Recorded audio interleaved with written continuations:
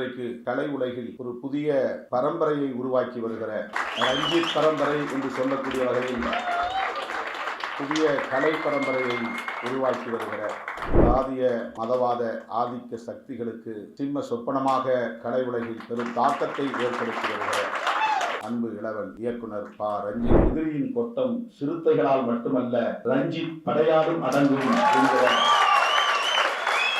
பொருளாக என்னால் உணர்ந்து கொள்ள முடிந்தது.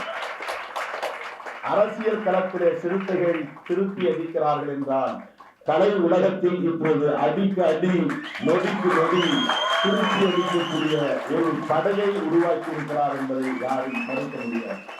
80களிலே கலைத்துறை இயக்குனர் இமயம் பாரதி ராஜாவின் கட்டுப்பாட்டில் இருந்தது. இப்போது இயக்குனர் ரஞ்சித்தின் கட்டுப்பாட்டில் இருக்கிறது.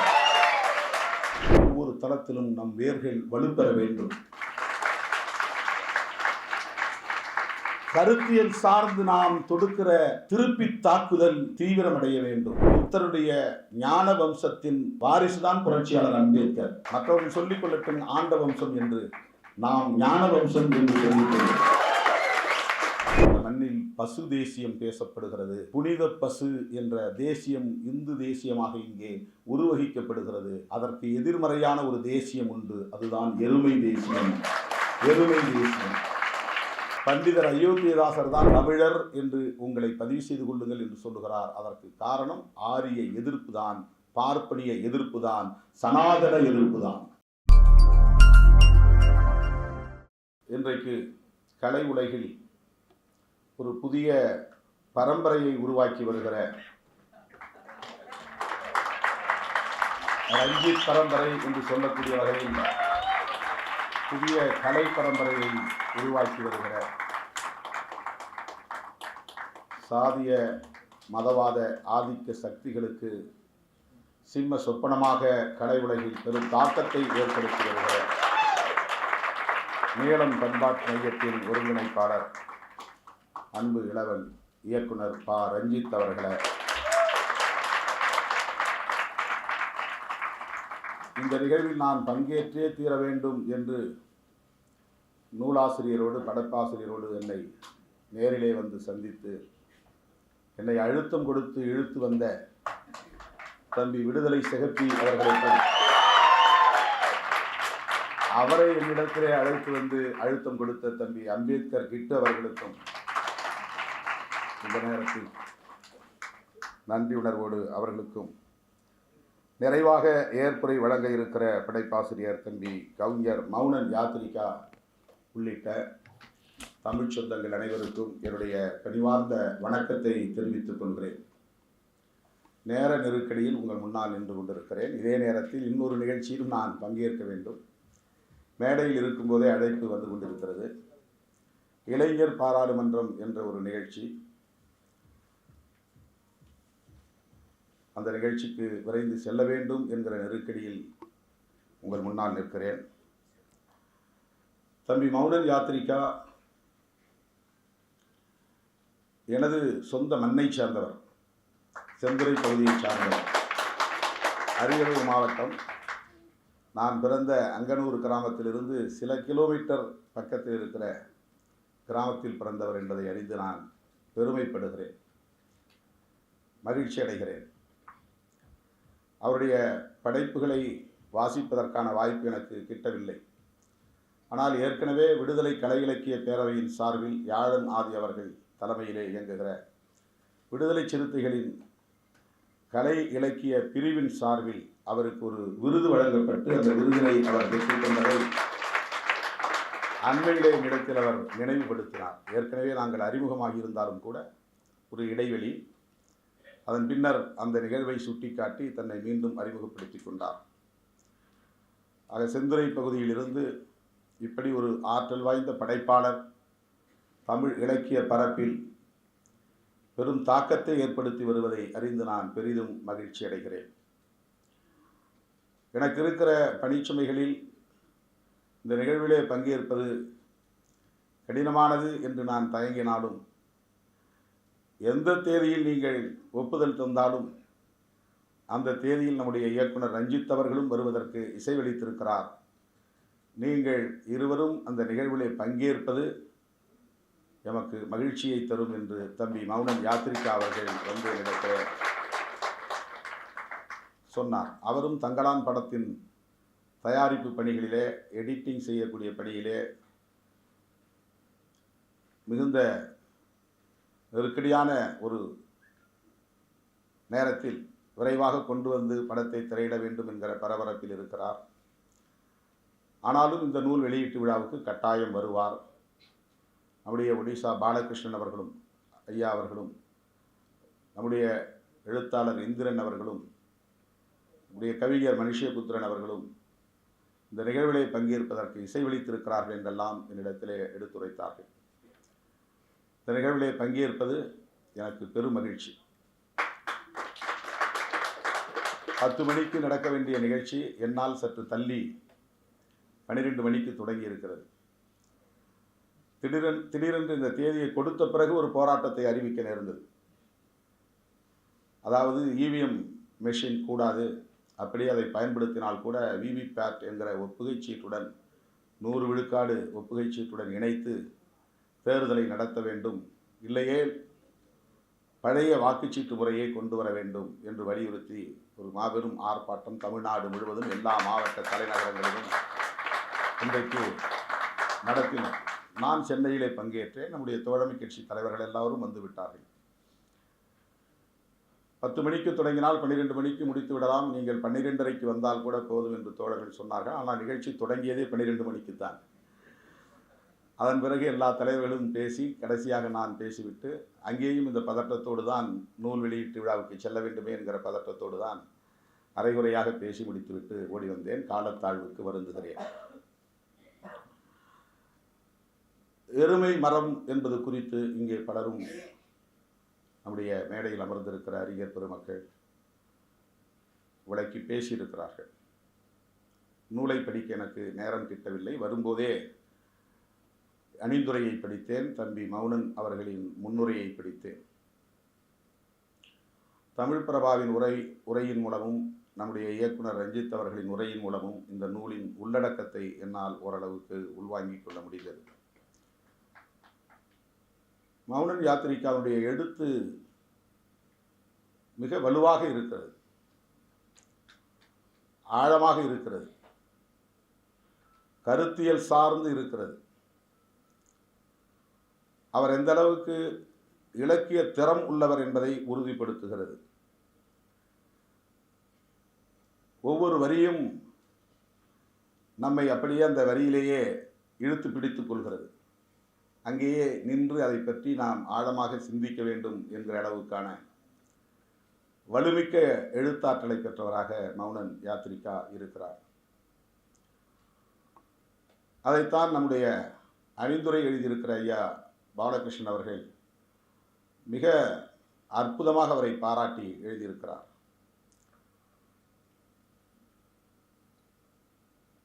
இந்திரன் ஐயா அவர்கள் பேசியதை கேட்க எனக்கு வாய்ப்பு கிட்டவில்லை. அவரும் பேசியதை கேட்க வாய்ப்பு கிட்டவில்லை. நம்முடைய இயக்குனர் ரஞ்சித் அவர்கள் பேசியதிலிருந்து இந்த நெடுங்கதையில் 2 நாயகர்கள் வலம் வருகிறார்கள் என்பதை அவர் எடுத்துரைத்தார். மௌனனும் அதில் தன்னுடைய முன்னுரையில் குறிப்பிட்டிருக்கிறார். சுதந்திர காலத்திற்கு முன்பு, சுதந்திர காலத்திற்கு பின்பு என்று இந்த மண்ணில் நம்முடைய பகைவர்களை எதிர்த்து, கொள்கை பகைவர்களை எதிர்த்து, நம் உழைப்பை சுரண்டக்கூடிய பகைவர்களை எதிர்த்து போரிடுகிற அந்த போரின் தரம் குறித்து, போராடுகிற போராளிகளின் மரம் குறித்து இந்த படைப்பு பேசுகிறது. விடுதலைக்கு முன்பு அவர் உருவாக்கி இருக்கிற நாயகன் மூக்கன் என்றும், விடுதலைக்கு பின்பு அவர் படைத்திருக்கிற நாயகன் கரியன் என்றும் குறிப்பிடுகிறார். நம்முடைய நிலம் பறிபோகிறது, நம்முடைய கனிமம் பறிபோகிறது, நம்முடைய பாரம்பரியம் பறிபோகிறது, அதன் மூலம் நம்முடைய வாழ்வு பறிபோகிறது என்கிற போது நாம் அதை எதிர்த்து போரிட வேண்டியவர்களாக இருக்கிறோம் என்பதை சொல்லுகிற ஒரு நெடுங்கதையாக இது பரிணமித்திருக்கிறது. பிரபா சொல்லுகிற போது மூக்கனாகவும் கரியனாகவும் திருமா அவர்களையும் ரஞ்சித் அவர்களையும் நாங்கள் பார்க்கிறோம் என்று சொன்னார். ரஞ்சித் அவர்களும் அதை வழிமொழிந்து பேசுகிற வகையில் அந்த படைப்புகளோடு நம்மை பொருத்தி மிகச் சிறப்பாக மௌனன் யாத்திரிகா அவர்களை பாராட்டி பேசியிருக்கிறார். எருமை என்பது வசை சொல்லாக இந்த மண்ணில் பயன்படுத்தப்பட்டு வருகிறது. எருமை என்பது பொறுமையின் உருவகமாக பயன்படுத்தப்பட்டு வருகிறது. எருமை என்பது மெத்தனத்தின் உருவகமாகவும் பயன்படுத்தப்பட்டு வருகிறது. எருமை என்பது சோம்பலின் உருவகமாகவும் பயன்படுத்தப்பட்டு வருகிறது. இது ஆதிக்க சக்திகள் பயன்படுத்தி வருகிற ஒரு நடைமுறையாக இருக்கிறது. ஆனால் எருமை என்பது இந்த பூர்வீக குடிகளின் வாழ்வாதாரமாக இருக்கிறது, வளத்தின் அடையாளமாக இருக்கிறது, அகத்தின் புறத்தின் உருவகமாக இருக்கிறது என்கிற தரவுகளும் உண்டு, இலக்கிய சான்றுகளும் உண்டு. புறநானூற்றிலும் நம்முடைய சங்க இலக்கியங்களிலும் எருமை குறித்து நிறைய பேசப்பட்டிருக்கிற குறிப்புகளை பாலகிருஷ்ணன் அவர்கள் எடுத்து சுட்டிக்காட்டியிருக்கிறார், பதிவு செய்திருக்கிறார். எருமையுரன் என்ற ஒரு பாத்திரம் குறித்தும் பதிவு செய்திருக்கிறார், சங்க இலக்கியத்திலே வருகிற பாத்திரம் குறித்தும். இந்த மண்ணில் நீண்ட நெடுங்காலமாக ஒரு கருத்தியல் போர் நடைபெற்று கொண்டிருக்கிறது. பூர்வீக குடிகளுக்கான கருத்தியல், பூர்வீக குடிகளை ஆக்கிரமிப்பு செய்து ஆதிக்கம் செய்து அவர்களின் உழைப்பை சுரண்டுகிற மேலாதிக்க சக்திகளின் கருத்தியல். இதன் நுட்பத்தை சரியாக உணர்ந்து இந்த மண்ணில் ஒரு மகத்தான தாக்கத்தை ஏற்படுத்தியவர் புரட்சியாளர் அம்பேத்கர் அவர்கள். புரட்சியாளர் அம்பேத்கர் அவர்கள் சாதி சங்கம் நடத்தியவர் அல்ல, சாதி பற்று கொண்டவர் அல்ல, ஒரு குறிப்பிட்ட சாதியின் உரிமைகளுக்காக போராடுகிற ஒரு சாதி சங்க தலைவர் அல்ல. அப்படி இங்கே உருவகப்படுத்தப்பட்டிருக்கிறது, அடையாளப்படுத்தப்பட்டிருக்கிறது. திரிபுவாதம் செய்யப்பட்டு இன்றைக்கு புரட்சியாளர் அம்பேத்கரையே இந்துத்துவ தலைவராக்குவதற்கான முயற்சிகள் மேற்கொள்ளப்பட்டு வருகின்றன. கௌதம புத்தரும் அப்படி திரிபுவாதத்திற்கு உட்படுத்தப்பட்டிருக்கிறார். அதுதான் உண்மை. கௌதம புத்தர் கடவுளை பற்றி பேசவில்லை, மதத்தை பற்றி பேசவில்லை, வழிபாட்டை பற்றி பேசவில்லை. ஆனால் அவரை ஒரு மத குருவாக, கடவுளின் அவதாரமாக, மகாவிஷ்ணுவின் அவதாரமாக இங்கே நிலைப்படுத்தி விட்டார்கள். வரலாற்று திரிபுவாதம் இங்கே வென்றிருக்கிறது. அதிலிருந்து நம்முடைய பழைய அடையாளத்தை, பூர்வீக அடையாளத்தை, உண்மை அடையாளத்தை, வரலாற்று அடையாளத்தை, பண்பாட்டு அடையாளத்தை மீட்பதற்கான போராட்டம் தான் 2500 ஆண்டுகளாக நடைபெற்று வருகிறது. புத்தர் காலத்திலிருந்து தொடர்ந்து நடைபெற்று வருகிறது. அதிலே நாம் இழந்த ஒரு அடையாளம் தான் எருமை அடையாளமும் கூட. எருமை மரம் என்கிற அந்த பண்பாட்டு அடையாள கூறுகளும், அதை மீட்பது தான் நம்முடைய போராட்டம். அந்த நுட்பத்தை உணர்ந்த ஒரு படைப்பாளராகத்தான் தம்பி மௌனன் யாத்திரிகா அவர்கள் தன்னுடைய நூலுக்கு எருமை மரம் என்று பெயர் சூட்டியிருப்பதாக நான் உணர்ந்து கொள்கிறேன், புரிந்து கொள்கிறேன்.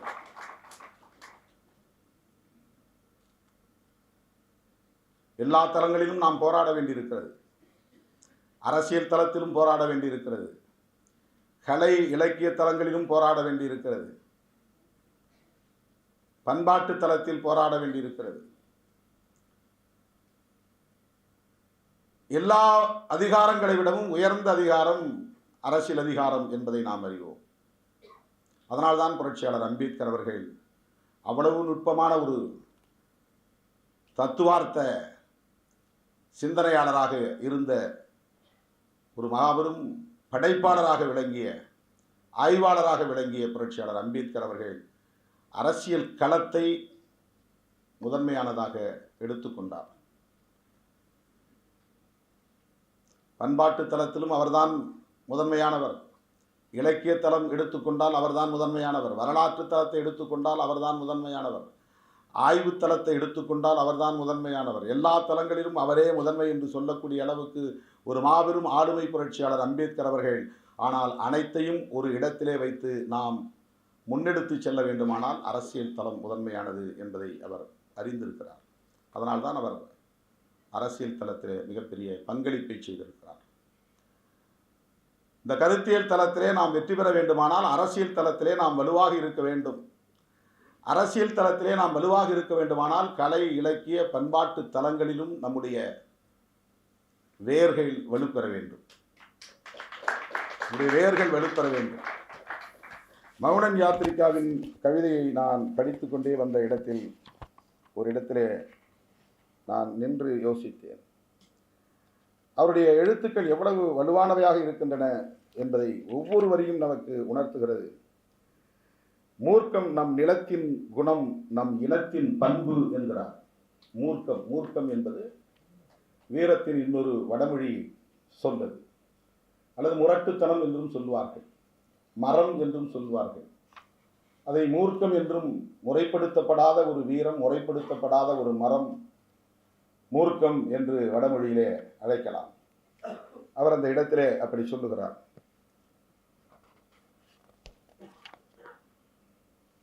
இந்த கரிசலில் விளையும் சோளத்தை துப்பாக்கியில் ரவைகளாக நிரப்பி சுடலாம் என்பது எதிரிகளுக்கு தெரியாது.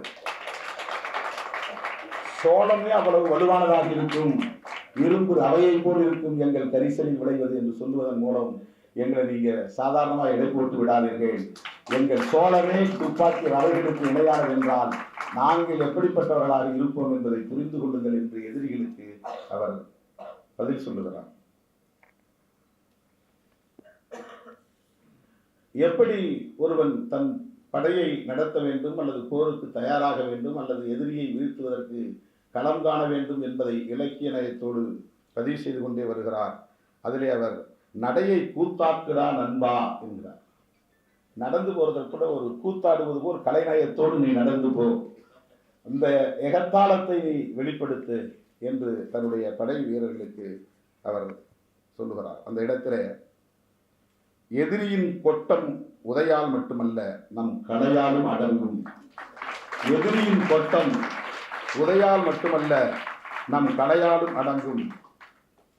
எதிரியின் கொட்டம் சிறுத்தைகளால் மட்டுமல்ல ரஞ்சித் படையாலும் அடங்கும் என்கிற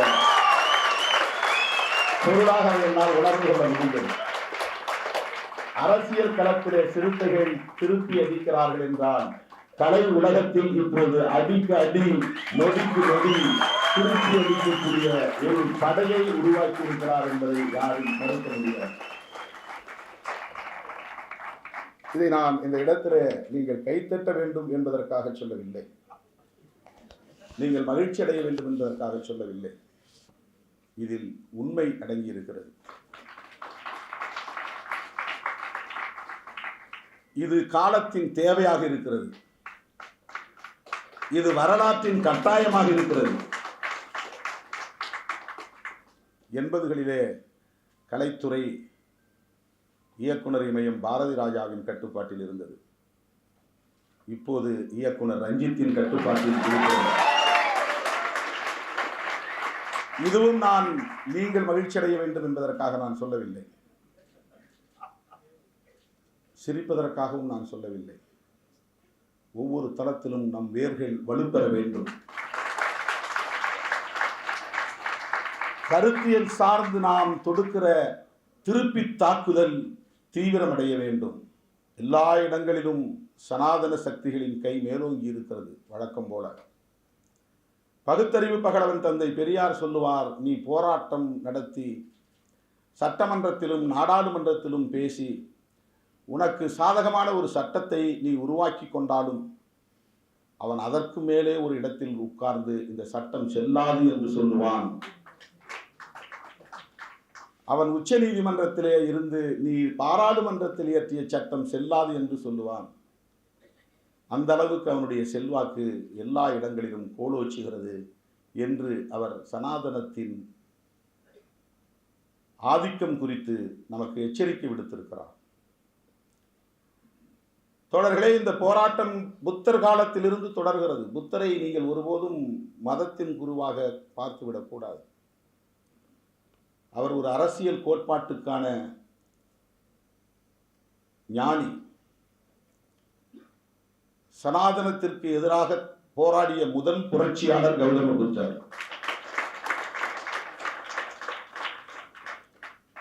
ஜனநாயகத்தை இந்திய அரசியலுக்கு அறிமுகப்படுத்திய முதல் போராளி கௌதம புத்தர். சங்கம் என்பதே ஜனநாயகத்தின் அடையாளம்தான். சங்கம் என்கிற சொல்லு அது மதம் கிடையாது. புத்தருடைய ஞான வம்சத்தின் வாரிசுதான் புரட்சியாளர் அம்பேத்கர். மற்றவர்கள் சொல்லிக் கொள்ளட்டும் ஆண்ட வம்சம் என்று, நாம் ஞான வம்சம் என்று சொல்லிக் கொள்ளும்.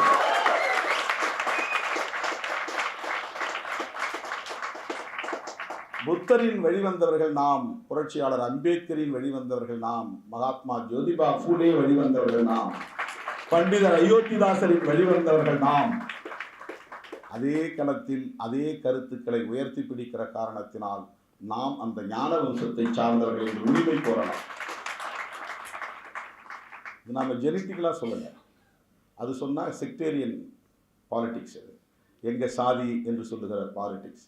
அம்பேத்கரை எங்கள் சாதி என்கிற அடிப்படையில் நாங்கள் பார்க்கவில்லை, எங்கள் அரசியல் ஆசான் என்கிற அடிப்படையில் நாங்கள் பார்க்கிறோம், எங்கள் கருத்தியல் ஆசான் என்கிற அடிப்படையில் பார்க்கிறோம். அருமை தோழர்களே, அந்த இடத்தில் இன்றைக்கு கலை உலக தளத்தில் நின்று இந்த குரலை உரத்து பேசுகிற ஒரு போராளியாக நம்முடைய இயக்குனர் ரஞ்சித் அவர்கள் இருக்கிறார். அவருடைய களத்தில் அவரோடு நின்று பல படைப்பாளர்கள் இன்றைக்கு பல தளங்களில் ஊடுருவி இயங்கிக் கொண்டிருக்கிறார்கள். அதிலே ஒரு படை வீரராக தம்பி மௌனன் யாத்திரிகாவை நான் பார்க்கிறேன். ஒரு இலக்கிய படை வீரராக நான் மௌனன் யாத்திரிகாவை பார்க்கிறேன்.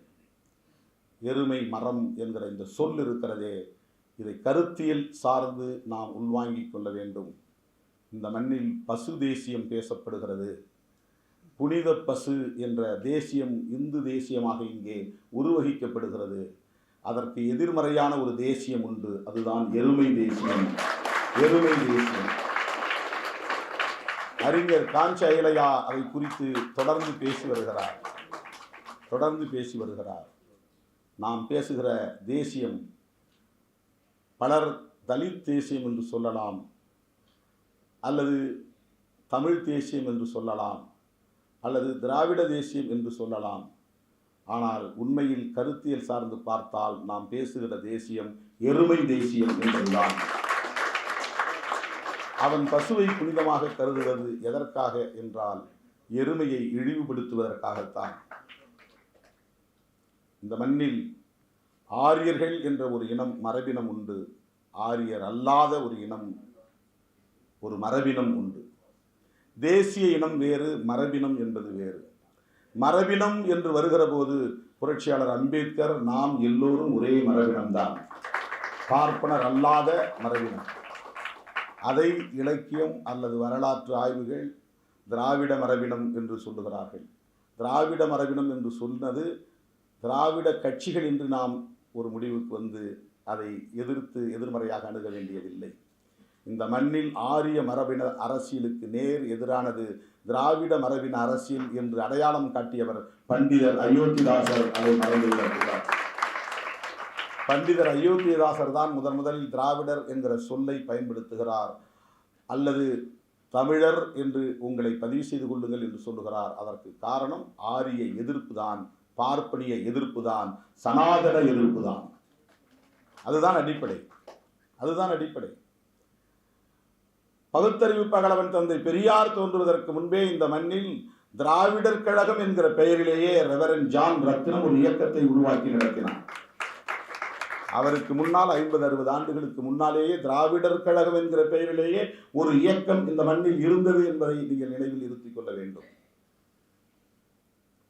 எனவே இந்த திராவிடம் என்கிற கருத்தை அல்லது அந்த அரசியலை, அந்த பண்பாட்டை இந்த மண்ணில் ஆரியத்திற்கு மாற்றாக வைத்தவர்கள் நம்முடைய ஞான வம்சத்தின் முன்னோடிகள். அதை ஒத்த ஒரு அரசியல் பார்வையாகத்தான் தம்பி மௌனன் யாத்திரிகாவின் படைப்பை நான் பார்க்கிறேன். நாம் இந்த மண்ணில் கருத்தியல் சார்ந்து மக்களை அணிதிரட்ட வேண்டி இருக்கிறது. பல கட்சிகள், பல தலைவர்கள் சாதி உணர்ச்சியை தூண்டிதான் மக்களை திரட்டுகிறார்கள். சில பேர் மதவெறியை தூண்டி மக்களை திரட்டுகிறார்கள். இந்த மண்ணில் கொள்கையை சொல்லி மக்களை திரட்டுகிற நாம் இன்றைக்கு வலுப்பெற்று வருகிறோம். எந்த சாதிக்கு எதிராகவும் நாம் போதிக்கவில்லை, எந்த கட்சிக்கு எதிராகவும் போதிக்கவில்லை, எந்த தலைவருக்கு எதிராகவும் போதிக்கவில்லை. ஜனநாயகம் காப்போம் வாருங்கள் என்று சொன்னோம். நம்முடைய ரஞ்சித் அவர்கள் சிலாகித்ததைப் போல பலரும் இன்றைக்கு சிலாகித்து பாராட்டக்கூடிய ஒரு மாபெரும் மாநாடாக வெல்லும் ஜனநாயக மாநாடு திருச்சிராப்பள்ளியிலே நடந்தேறியது. அது முழுக்க முழுக்க கொள்கை சார்ந்து, கருத்தியல் சார்ந்து, சனாதன எதிர்ப்பு என்கிற அடிப்படையில் திரட்டப்பட்ட ஒரு மகத்தான நிகழ்வு. அருமை தோழர்களே, இப்படி நாம் களத்திலே இணைந்து நிற்க வேண்டும். புரட்சி பாவலர் நம்முடைய பாரதிதாசன் அவர்கள் பெரியார் கருத்துக்களை இலக்கிய தளத்தில் பரப்பினார். எம்.ஆர். ராதா அவர்கள் பெரியாரின் அந்த ஆரிய எதிர்ப்பு சிந்தனைகளை திரைத்துறையிலே பரப்பினார். என்.எஸ். கிருஷ்ணன் பரப்பினார். கே.ஆர். ராமசாமி பரப்பினார்.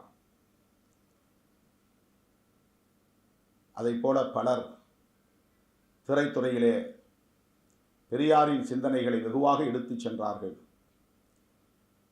எம்ஜிஆர் பரப்பினார், கலைஞர் பரப்பினார். இப்படி திரை உலகை தங்களின் கருத்தியல் கருவியாக அவர்கள் பயன்படுத்தி கொண்டதன் விளைவுதான் இந்த மண்ணில் அரை நூற்றாண்டுக்கு மேலாக அவர்கள் ஆட்சி அதிகாரத்தில் நீடிக்க முடிகிறது. நாம் இன்னும் ஆட்சிக்கு வரவில்லையே என்கிற ஆதங்கம் இருக்கிறது. ஆனால் எல்லா தளங்களிலும் நாம் இன்னும் நம் வேர்களை பரப்பவில்லையே என்பதையும் நாம் புரிந்து கொள்ள வேண்டும். எல்லா தளங்களிலும் நம்முடைய சிந்தனைகள் பரவ வேண்டும். அந்த சிந்தனை வேறொன்றும் இல்லை, சாதி ஒழிப்பு தான். அந்த சிந்தனை வேறொன்றும் இல்லை, நீதி, சுதந்திரம், சமத்துவம், சகோதரத்துவம் என்கிற புரட்சியாளர் அம்பேத்கர் அரசமைப்பு சட்டத்தின் முகப்புரையிலே பதிப்பித்திருக்கிற அந்த அரசியல் கோட்பாடுகள் தான். அதை நாம் முன்னெடுத்து செல்ல எல்லா தளங்களிலும் கைகோர்த்து களமாடுவோம். நம்முடைய அன்பு இளவல் இயக்குனர் ரஞ்சித் அவர்களின் போராட்டம் என்பதும் அரசியல் களத்தில் வேறு மாதிரி நாம் அதை பார்க்க முடிகிறது.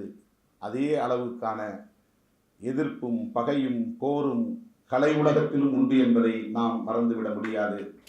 ஆகவே அவர் கலை உலகத்தில் முன்னெடுக்கிற அந்த முயற்சி தம்பி மௌனன் யாத்ரிகா போன்றவர்களின், வாசுகி பாஸ்கர் போன்றவர்களின், தமிழ் பிரபா போன்றவர்களின் ஒத்துழைப்போடு இன்றைக்கு வெற்றிகரமான திசையில் வீறு நடை போடுகிறது என்பதை எண்ணி நான் பெருமைப்படுகிறேன். அப்படிப்பட்ட இந்த களத்தில் நாம் கைகோர்த்து நிற்போம். புரட்சியாளர் அம்பேத்கரின் கனவை நனவாக்குவோம். நாம் இந்த மண்ணில் பேசுகிற தேசியவாதம் என்பது ஆரியத்திற்கு, பார்ப்பனியத்திற்கு, சனாதனத்திற்கு எதிரான தேசியவாதம், பசு தேசியத்திற்கு எதிரான தேசியவாதம். அதுதான் எருமை மரம் என்கிற எருமை தேசியவாதம் என்பதை சொல்லி வாய்ப்புக்கு நன்றி கூறி மௌனன் யாத்திரிகாவை பாராட்டி முடிக்கிறேன். நன்றி, வணக்கம்.